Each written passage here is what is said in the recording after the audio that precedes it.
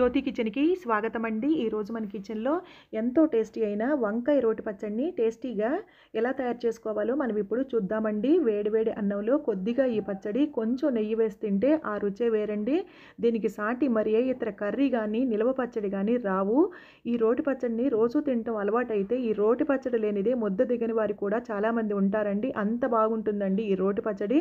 అందులోనూ ఈ వంకాయ పచ్చడి ఎవర్ గ్రీన్ అన్నమాట. అలాంటి ఈ రోటి పచ్చడిని టేస్టీగా ఎలా తయారు చేసుకోవాలో చూద్దాము.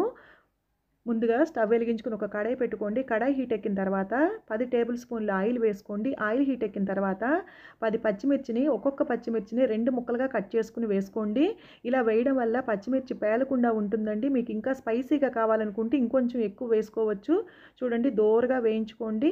వేగిన తర్వాత ఒక ప్లేట్లోకి తీసేసుకోండి. ఇప్పుడు అదే ఆయిల్లోనే 250 గ్రాముల వంకాయలను ఇలా ముక్కలుగా కట్ చేసుకుని వేసుకోండి. వీటిని కూడా మీడియం ఫ్లేమ్లో చక్కగా దోరగా వేయించుకోండి. ఎక్కడా మాడనివ్వకండి. మధ్యలో ఇలా కలుపుకుంటూ వేయించుకోండి. చూడండి, వంకాయలు కూడా చక్కగా వేగాయి కదా. వీటిని కూడా వేరే ప్లేట్లోకి తీసేసుకోండి. ఇప్పుడు ఇందులో ఆయిల్ ఉందండి, మనకి ఇంకా ఆయిల్ మిగిలింది కదా, ఇది పోపులోకి వాడుకుందాము.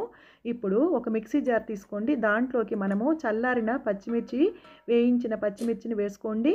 దీంట్లోకి 10 వెల్లుల్లి రెబ్బలు వేసుకోండి. అలాగే 1 టీ స్పూన్ జీలకర్ర వేసుకోండి.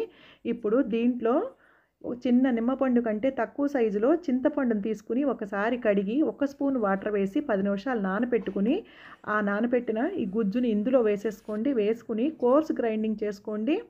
చూడండి, కొంచెం బరగ్గా చేసుకోండి. ఇప్పుడు దీంట్లోకి మనం ఆల్రెడీ వేయించి పెట్టిన వంకాయ ముక్కల్ని వేసుకోండి.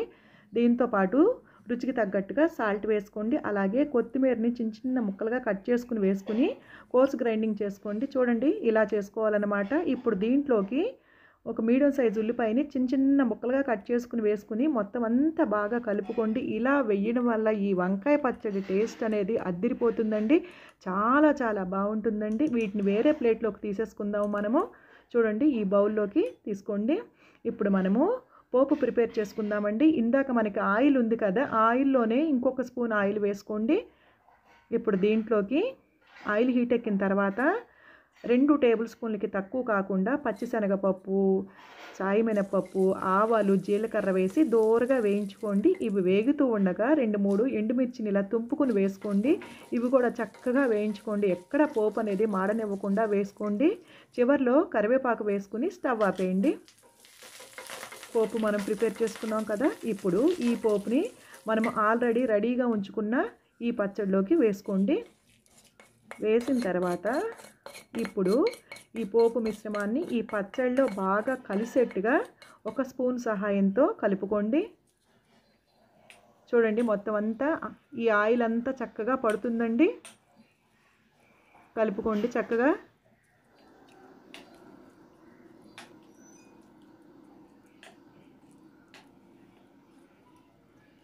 చూడండి, చక్కగా పచ్చడి అనేది రెడీ అయిపోయింది కదా. గుమ్మలాడే మనకి ఈ పచ్చడి రెడీ చేస్తుంటేనే మంచి సువాసన వస్తుందండి. ఈ పచ్చడి చూడండి, ఎమ్మి వంకాయ రోటి పచ్చడి రెడీ.